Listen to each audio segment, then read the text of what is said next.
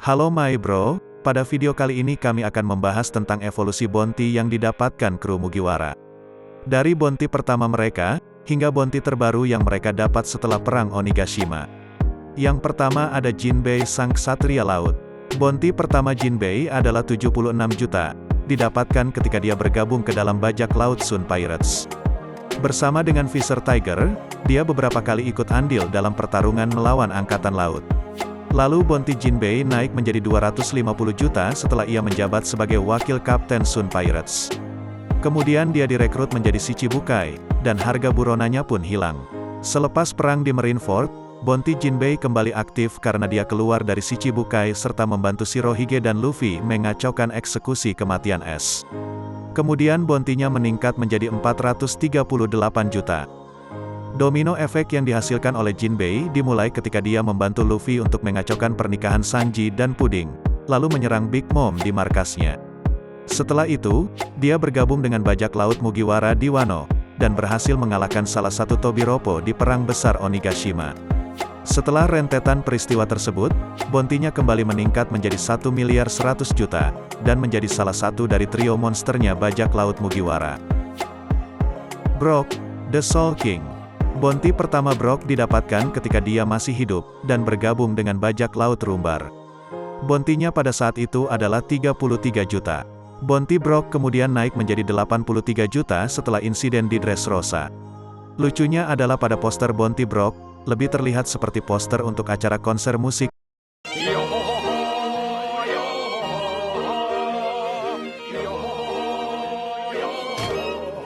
Kemudian setelah rentetan kejadian di Whole Cake Island dan Wano Kuni, bounty-nya naik menjadi 383 juta. Franky, Sang Samurai Cyborg. Kejadian di Enies Lobby adalah awal mula Franky mendapatkan bounty-nya, setelah membakar blueprint Pluton dan mengalahkan Fukurwo dari CP9 di Enies Lobby. Dia mendapatkan bounty sebesar 44 juta. Lalu bounty-nya naik setelah dia mengalahkan Senor Pink di Dressrosa. Dia agak tidak senang dengan bounty-nya, karena hanya 94 juta, dia berharap bisa lebih dari 100 juta. Dan juga fotonya yang dipakai adalah foto General Franky. Setelah perang Wano Kuni bounty-nya naik menjadi 394 juta. Lagi-lagi foto yang tertera dalam Watet poster bukanlah foto Franky, melainkan foto mukanya Tausan Sunny. Sang arkeolog Nico Robin, si anak iblis. Nico Robin mendapatkan bounty pertamanya sebesar 79 juta, karena dialah satu-satunya orang yang selamat dari insiden Buster Call di Pulau Ohara. Setelah misi penyelamatannya di Enies Lobby, dia akhirnya mendapatkan bounty baru sebesar 80 juta. Partisipasi Robin dalam mengalahkan keluarga Don Quixote di Dressrosa berhasil menaikkan bounty-nya menjadi 130 juta. Lalu setelah Perang Besar Wano, bounty-nya naik tinggi menjadi 930 juta, dikarenakan dia sudah mempunyai dan membaca 3 Road Poneglyph, serta kekuatan barunya yang mengalahkan Black Maria. Lalu masih ada keinginan dari pemerintah dunia untuk membawa Nico Robin ke hadapan mereka. Hal ini menyiratkan bahwa mereka memang sungguh-sungguh menganggap Robin adalah orang penting dan berbahaya jika berkeliaran. Chopper, si penyuka manisan. Chopper mendapat bounty pertamanya ketika pertempuran di Enies Lobby berakhir. Bounty pertamanya adalah 50. Bounty ini didapat karena pemerintah dunia berasumsi kalau Chopper adalah binatang peliharaan Mugiwara. Perubahan wujud Rumble Ball-nya yang digunakan untuk mengalahkan Kumadori, dianggap adalah monster lain yang tiba-tiba muncul di sana. Lalu bounty keduanya didapat setelah insiden Dressrosa, yaitu 100. Dan untuk bounty terakhir yang didapat pasca perang di Wano adalah 1000. Si kaki hitam, Sanji. Sanji pertama kali dapat bounty ketika memenangkan pertarungan dengan Jabra di Enies Lobby. Bounty-nya saat itu adalah 77 juta. Sayangnya poster untuk Sanji adalah gambar sketsa tangan, dikarenakan sang fotografer lupa untuk membuka lensanya sebelum mengambil foto Sanji. Sayangnya sketsa wajah Sanji sangat mirip dengan Duval, sehingga mereka berdua sempat ribut. Lalu bounty yang kedua dia dapatkan pasca insiden Dressrosa, serta rahasianya yang terungkap, bahwa ia adalah salah satu anggota keluarga Vinsmoke. Maka bounty Sanji naik lumayan tinggi menjadi 177 juta, setelah insiden pernikahan politiknya yang gagal, dan mengacak-acak wilayah Big Mom. Dia diberikan bounty 330 juta. Pada saat itu, bounty-nya lebih tinggi dari Zoro, dan dia merasa sangat senang. Setelah pertarungan sengit di Onigashima, dan berhasil mengalahkan Queen, bounty Sanji naik tinggi menjadi 1.032.000.000. Bukannya senang, Sanji malah sedih, karena dia kalah dengan Zoro, dan terlebih juga kalah dengan Jinbei. Membuatnya menjadi si nomor 4 di bajak laut Mugiwara. Pada poster buronan kali ini, nama Vinsmoke sudah tidak ada, dan Sanji mendapatkan foto poster terbarunya. God Usopp pertama kali mendapatkan bounty-nya adalah ketika dia membakar bendera pemerintah dunia. Menandakan bahwa dia dengan lancang dan gamblang menantang mereka. Pemerintah dunia menamai Usopp di poster bounty dengan nama Sogeking, dengan nilai bounty 30 juta. Lalu bounty keduanya adalah setelah insiden Dressrosa, di mana ia dikenal sebagai God Usopp. Karena Usopp berhasil mengalahkan Sugar, dan membuat para masyarakat dan petarung Colosseum yang tadinya menjadi boneka, kembali menjadi manusia. Karena tindakan Usopp ini jugalah, Grand Fleet Mugiwara terbentuk di akhir cerita Dressrosa. Bounty-nya sendiri naik menjadi 200 juta. Kemudian dalam perang Onigashima, bounty-nya naik menjadi 500 juta, naik lumayan tinggi, karena dia adalah anggota dari bajak laut Mugiwara yang sudah menjadi Yonkou. Ekspresinya sendiri sangat terkejut, dan malah tidak ingin naik lebih tinggi lagi. Si kucing pencuri, Nami.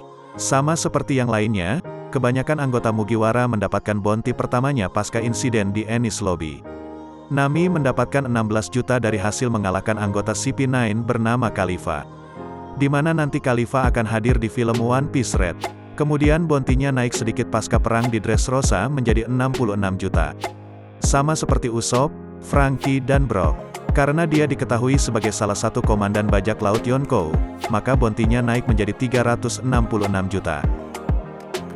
Mantan pemburu bajak laut, Roronoa Zoro. Bounty buronan Zoro kita ketahui ketika mereka bersandar di Mocktown dan berkelahi dengan bajak laut Bellamy. Bounty-nya pada saat itu adalah 60 juta. Bounty ini didapat dari akumulasi kejadian ketika Zoro mengalahkan Mr. One di Arabasta dan membunuh 100 bounty hunter di Whiskey Peak. Bounty-nya naik 2 kali lipat setelah dia berhasil mengalahkan Kaku di Enies Lobby dengan jurus barunya, yaitu Ashura. Bounty-nya menjadi 120 juta, dan menjadikannya salah satu dari supernova saat itu. Bounty ketiganya didapat setelah mengalahkan salah satu dari 3 komandan tertinggi anggota bajak laut Don Quixote, yaitu Pika. Bounty-nya menjadi 320 juta. Lalu pasca perang di Onigashima, bounty-nya naik tinggi menjadi 1.111 juta.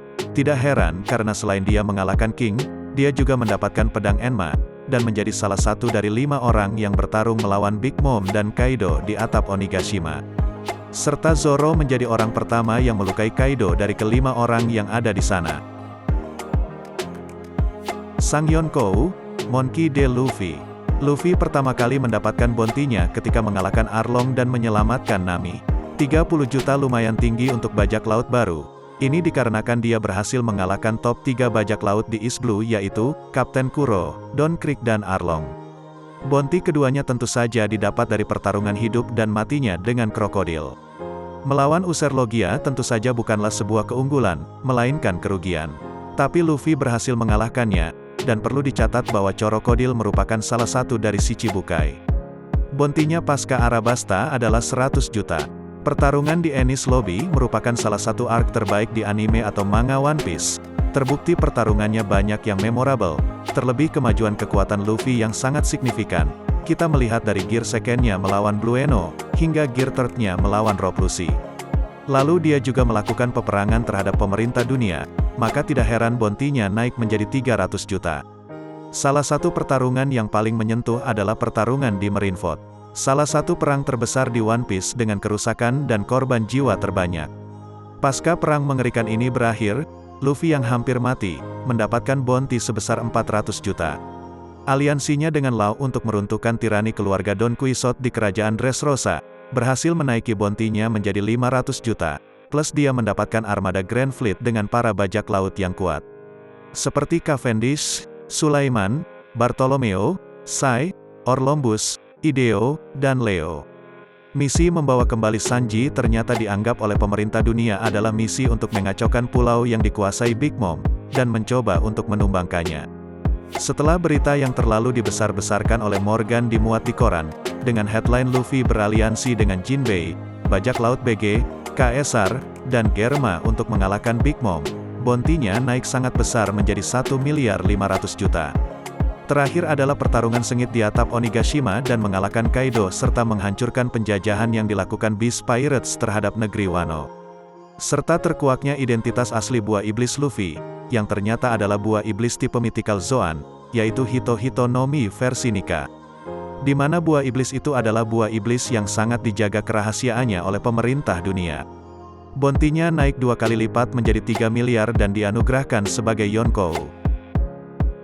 Terima kasih atas waktunya bro, jangan lupa like, komen dan subscribe.